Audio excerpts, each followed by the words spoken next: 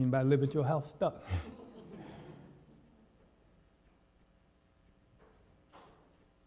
Powerful words, and I would say encouraging words from the prophet Moses as he began to lead a multitude of Israelites who had been slaves, their family lineage slaves, for 400 years, 4 centuries of slavery.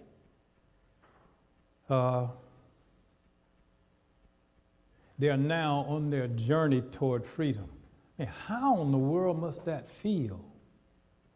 I know about the getting free side of it because our culture was stuck in slavery as it added itself up for 244 years, I believe it was, from 1619 to 1863, the formal slavery, the legally encoded slavery, after which there was an attempt during what is called Reconstruction, because the South was really torn apart,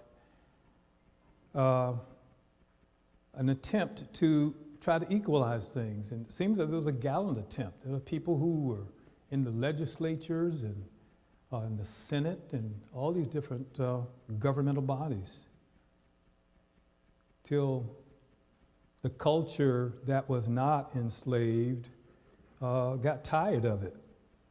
It just got tired and came up with a scheme to encode laws that put us in really de facto slavery, whether it was not actual chattel bondage, even though there were laws set in order to just arrest an African American over just about anything and put them in jail for the rest of their lives and then get them into slavery again. There's all kinds of ways. I mean, bondage of any kind doesn't just stand there and let you have fun. Bondage of any kind, say amen. It keeps reaching up and grabbing your ankle, trying to pull you back down. And these people we can identify with, they were enslaved for so long. Moses, God decided he was going to take him out of a family that had been enslaved, and therefore had some of the aroma, if you will, of servitude still in them. And that is only natural and normal. And just take him out of the family. And he was taken out because of a law that was set by the ones who were doing the dominating. Interestingly enough, they said, every boy, throw him in the river and kill him. So a very wise mama sent the daughter along, stuck him in the water in a little boat in the reeds. And so he never had an opportunity to hear the woes and hurts, the scars, hear about all the wounds of slavery, which naturally comes upon people. And not only so, but was adopted by an Egyptian family. People who had been free for so long themselves. Not just an Egyptian family, but a noble Egyptian family. And not only just a noble Egyptian family, but somebody in the royal lineage. When God does it, he does the do. Won't he do it?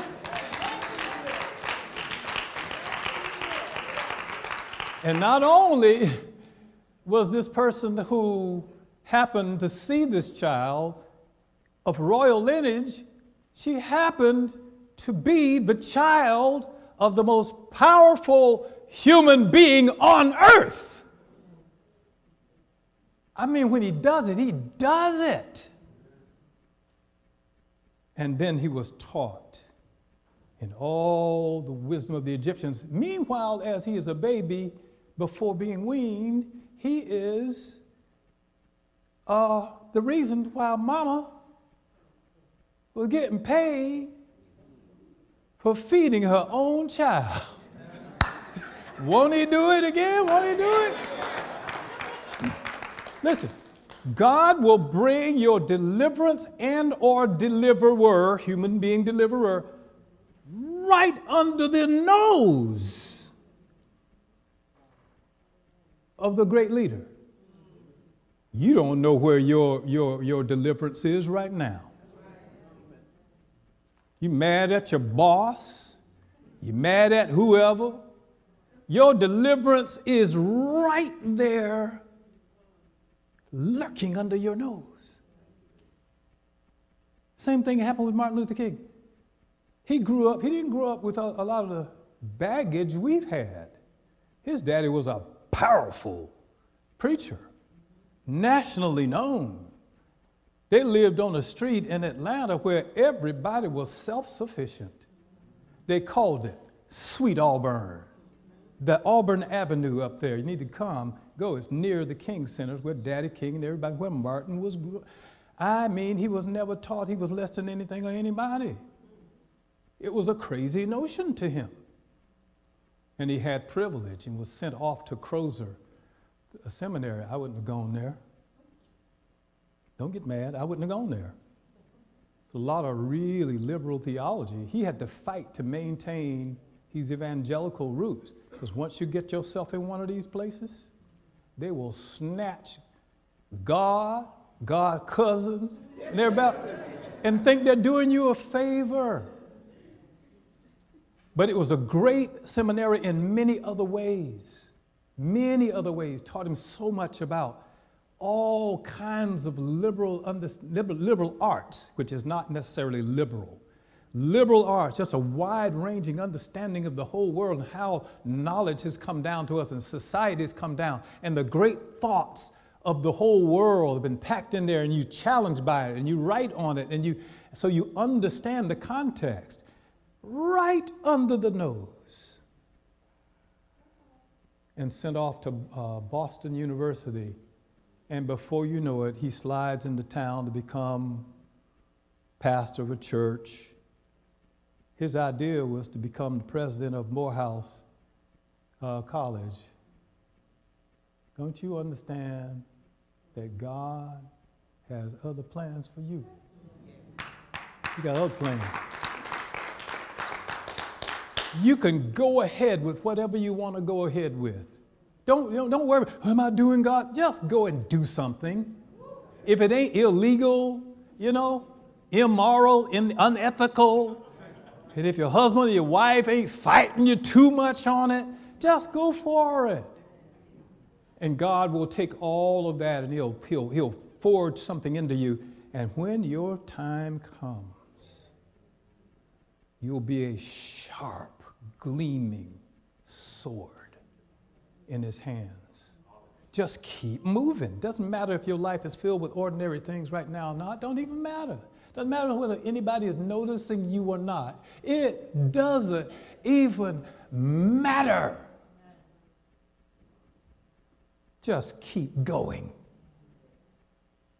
And your deliverance shows up. And this very same Moses, this same man, the book of Exodus, chapter 14, verses 13 and 14, here it is written. And Moses said to the people, "Fear not, stand firm, and see the salvation of the Lord, which he will work for you today." He said it's going to happen today. This man was in tune with God. He knew something was getting ready to happen. You ever had that feeling? Something, I don't know what it is, something about to happen. I feel this for this church. And if you'll just get into the stream, I will feel it for you. Like about change. You're not called to stay in that situation that you're in for too long. He goes on, for the Egyptians whom you see today. These people are barreling toward them now. Understand that. Getting ready to wipe them out. And he said, stand still. Now you try to stand still when something like that happens. He said, for the Egyptians whom you see today, you shall never see again. And somebody stood there and said, yeah, I know, because I ain't going to have no eyes. They're going to poke my eyes out. Here they come. They're looking at this crazy preacher saying, what you going to do? You talking? Don't talk to me. Tell us what to do. You shall never see them again. Verse 14, the Lord will fight for you. Is that up there yet? Did I miss it? The Lord will fight for you. And you have only, what? Shut your big mouth. That's my theme for this year. I'm trying hard. I know I ain't done it perfectly, girl. I'm working on it. Just be quiet. We think our deliverance is always in our mouth. It is. And sometimes we have to keep it in our mouths. Don't say anything. Just because you thought it doesn't mean God told you to say it. Just because you right in your head about whoever that is don't mean you need to tell them. Or that you don't even have to tell somebody else. Keep silent. If you trust God, He's told you what He's going to do, why are you fighting? You don't believe Him. You're just talking trash. What would you think or feel if someone continued to ask you for what you had already promised to do for them? What would you think of somebody like that? Now, if it's a child, you understand it. That's the only way. That's just superpower, man. They just keep on keeping on. They just be keeping on. Can I? And I said, I told my I said, the more you ask me, the longer it's going to take. And if I think like that, what do you think your Father is thinking? He is lovingly insulted that you had to keep on asking Him because you didn't think He was going to give it to you. Which does not mean you can't ask the Lord more than once for something. Please hear the distinction. See, that's the problem. We think in this and that. That's how we think. There are nuances between this and that and how we deal with God. He said, ask and keep on asking. Isn't that what He said? He just said, when you ask, don't bug me. Stop bugging me. Ask because you like the way it sounds. Ask because you just love to hear yourself asking your Heavenly Father for things and seeing Him smile, saying, yes, I'll give you that. You ask Him again and see Him smile again. He says, yes, I'm going to give you that. The difference is when you're going, are you going to give it to me? Are you going to give it? Are you? Huh? That's exactly how we sound to Him sometimes. Exactly how we sound to Him sometimes. That will bug you. If it bugs you, you know it bugged God first. You already promised Him, yes, I will do this for you. The reasonable answer is that it would be disappointing at best to you that they kept doing it, and irritating at worst. Well, God was disappointed and irritated with the children of Israel as they made their way out of the clutches of Egyptian slavery. But you got to understand them too. You know, you can't just be on the I get asked side. You got to be on the side of the one who is nothing they asked for in their family just about in 400 years was ever granted to them. Their dreams were always frustrated. They always were told, wait. They were always told, oh, just a little bit at a time. Just be patient. It's been 400 years And I got to wait? No, I ain't waiting. You ain't waiting. Why I got to wait? You don't want to wait. Why I got to wait? I understand how they felt at least as much as I can understand it. They've been in slavery. They're not used to asking and getting what they wanted. Well, when he was ready to move, when God was ready to move, he was ready for Israel to move too. Do not expect God to move and you to stand still in your complacency. Now, when he says he's going to do something he doesn't want your hands in it, yeah, keep your hands off and just stand there like a tin soldier. Just be there. But most things that God promises you, he needs you to be working at it, working toward it. Talking about I'm going on a great trip to success, and you don't even have your bags packed, your clothes ain't washed, you ain't even got no toothpaste.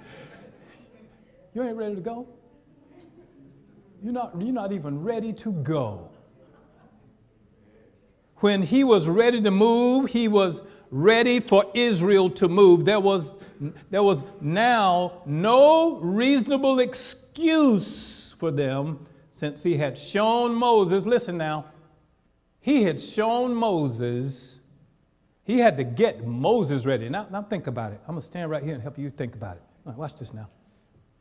Moses he didn't have a slavery mindset. Born from slavery, sat on the sea, went to the highest echelons of privilege, and was taught all the wisdom of the Egyptians. She was Pharaoh's daughter, who was his mama. You know she got everything she wanted. And his mindset was different. And so he looks around, but he understands, because his mama ain't stupid, ain't just feeding this baby.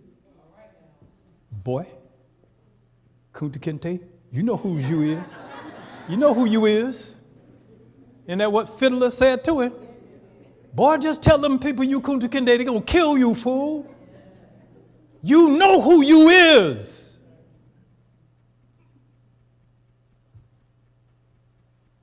No matter what somebody else call you. He said, you is Kunta Kinte.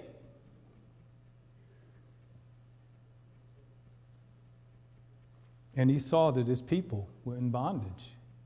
And he knew this is not right. His mama telling him, boy, you ain't no Egyptian. You one of us. You can forget, You can forget who you are. Didn't Simba forget who he was? Remember who you are. Isn't that what he said? Yes. Remember. Don't ever forget. God made you that. And he saw, wait a minute, whoa, something wrong with this. I need to use what I learned. I'm in here for a reason. I need to help my people. He just didn't learn all the lessons about how you do that. You ever just knew you had to go do something, you just tore up everything trying to fix it? And you dudes know what I'm talking about. Could you fix this? Oh, yeah, a spring missing, a screw missing, but it's kind of working, this arm working on it, this. Forget about that second hand. I got a clock now, the second hand don't work. Forget about it, let's take it off.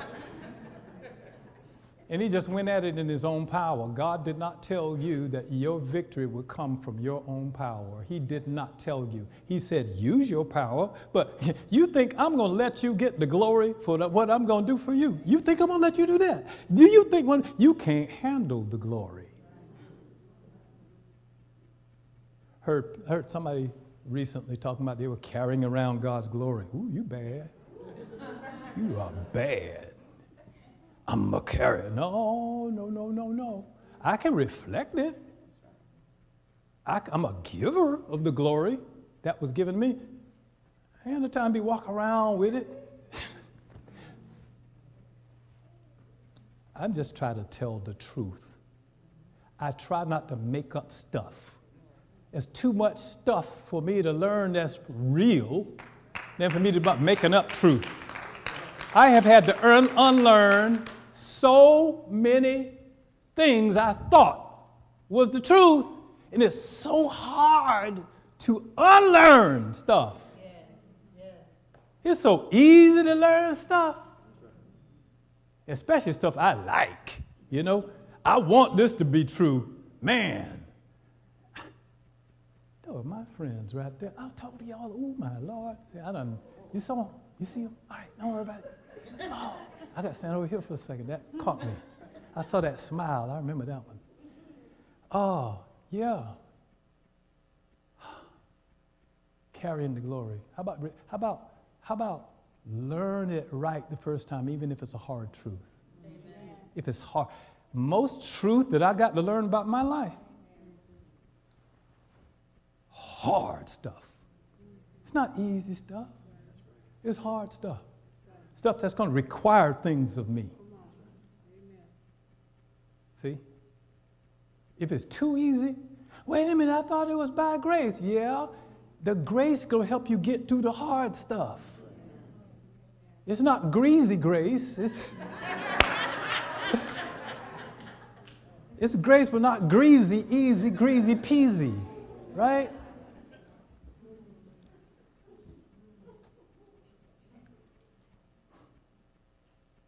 Wow. No reasonable excuse. Moses had shown, God had shown Moses himself. He had to get him together. This guy had no slavery in his soul, so he was, I'm the man. I see I'm the man. And I'm sure his mama said, you're going to be the man, you know? Then all of a sudden he did it the wrong way, had to take off, and that really disheartened him, shocked him, took off running. And it took the man 40 years to get his head straight. Can I tell you, God wants you to change. And by the way, parenthetically, this is no reason for you to be slowing up and sloughing off and waiting on God. That's parenthesis. But it takes a long time for you to get from God, can I become, or God, can I have, or God, can I go? It's a long journey from there to praise the Lord, here I am. God is not in some kind of microwave hurry when it comes to your life. Amen. He's not. We get into these tizzies where, I got to hurry up, got to get it done. Oh, now no time left. Excuse me, you ever heard of the millennium? Nobody caught that. You caught it. She caught it. You know you're going to live on earth for 1,000 years? Do you understand you're going to be here for 1,000 years, plus however old you is, you know, when the trumpet sounds. And then you're going to live forever after that, and you in some hurry. God builds things just like this. Remember we talked about that little nut out in the yard a couple of weeks ago? Little acorn just sitting around. Took the longest time for it to get formed. Just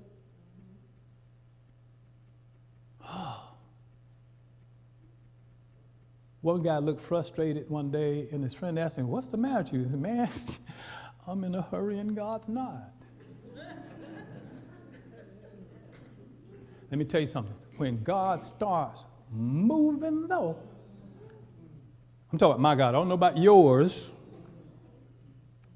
About yours. Mine and hers. She understands. I don't know about your God, but mine.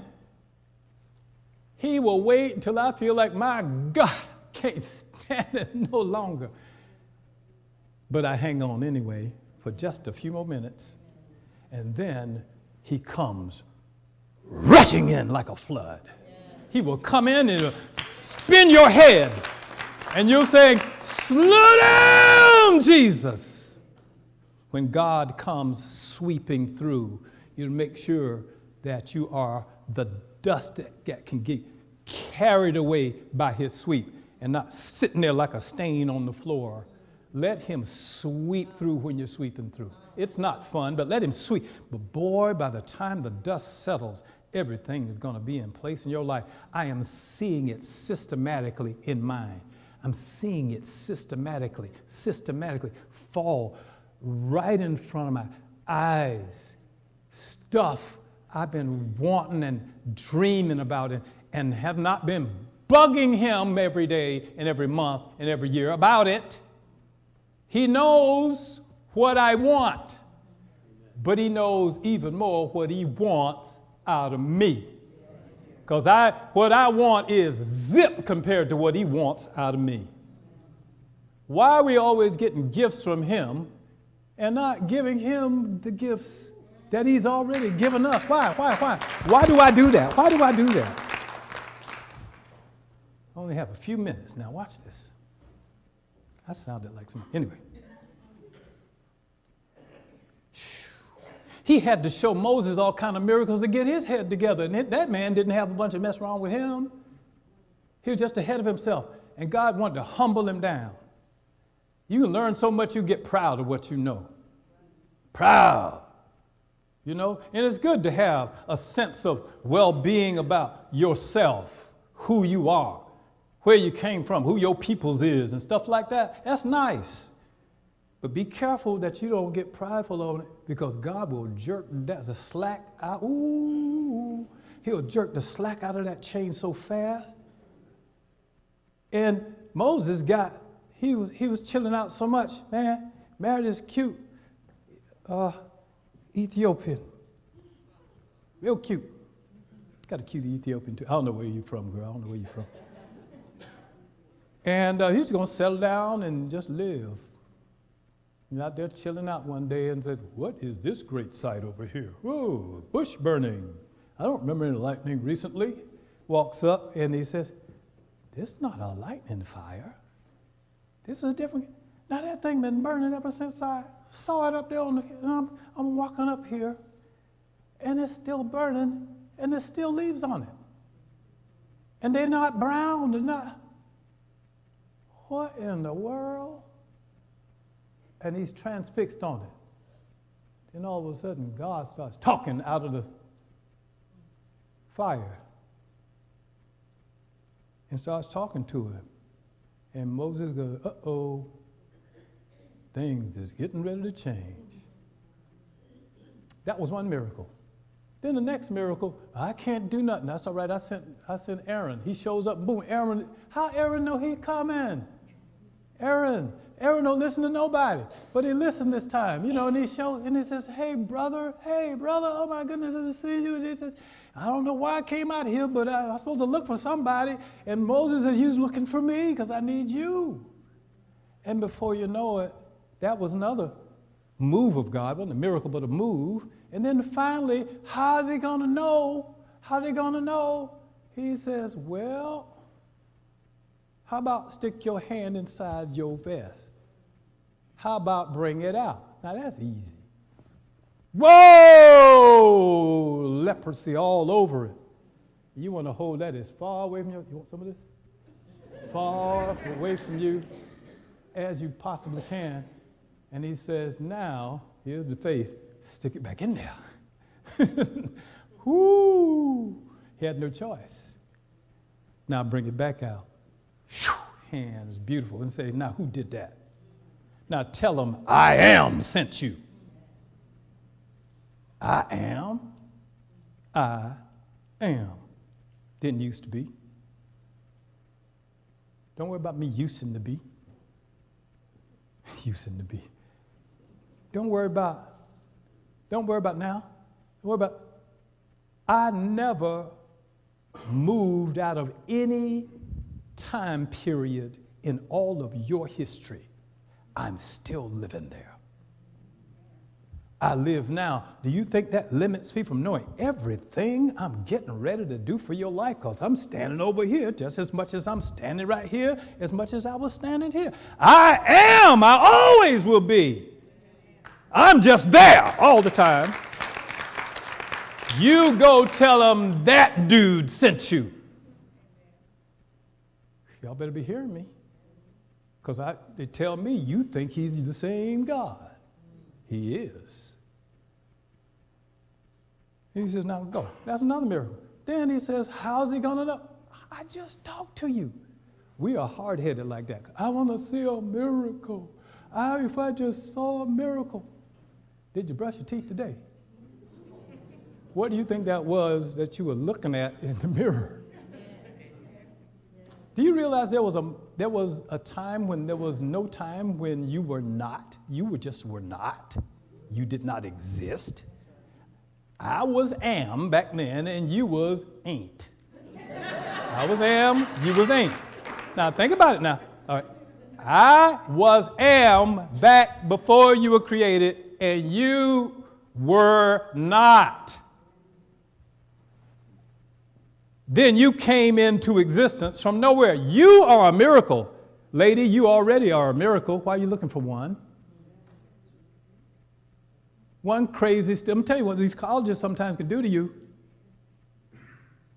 Boy was talked out of talked into the possibility that it didn't even exist. Now, how do you work that on somebody's mind? These supposed to be smart kids. These are smart ones.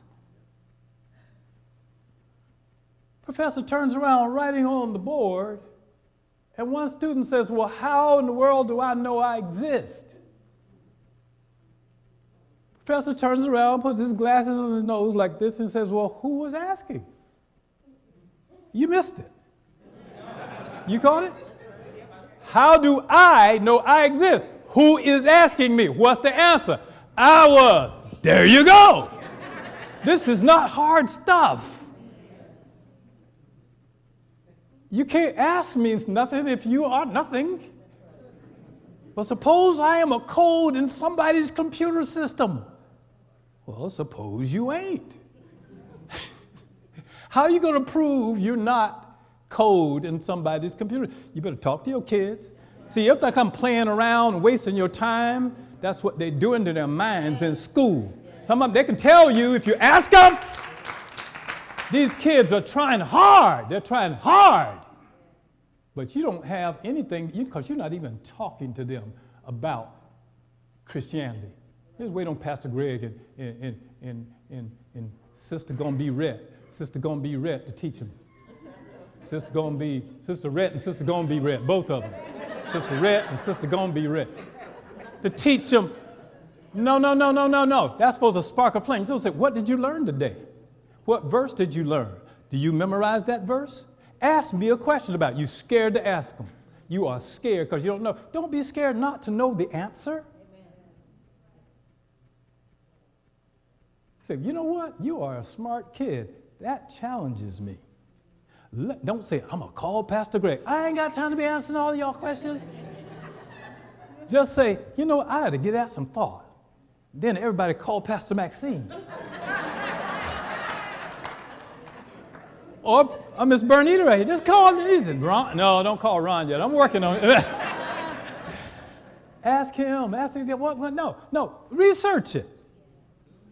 Now, when you research it, not call somebody and say, now, am I tracking right on this? That's fine. And then go back to them and boom, have a discussion, have it go back and forth. These kids are smart. Y'all scared of them. They smart. Sometimes too much for their own good. Are they smart? It ain't their fault. It's not their fault. I am not going to rush this. 35 minutes have gone by. Y'all come back next week? Or look at the app. I'm stopping right now. I'm sad to tell you that was just the introduction. We're going to talk about the problem of being stuck, and then we're going to talk about how it should be, how we get unstuck.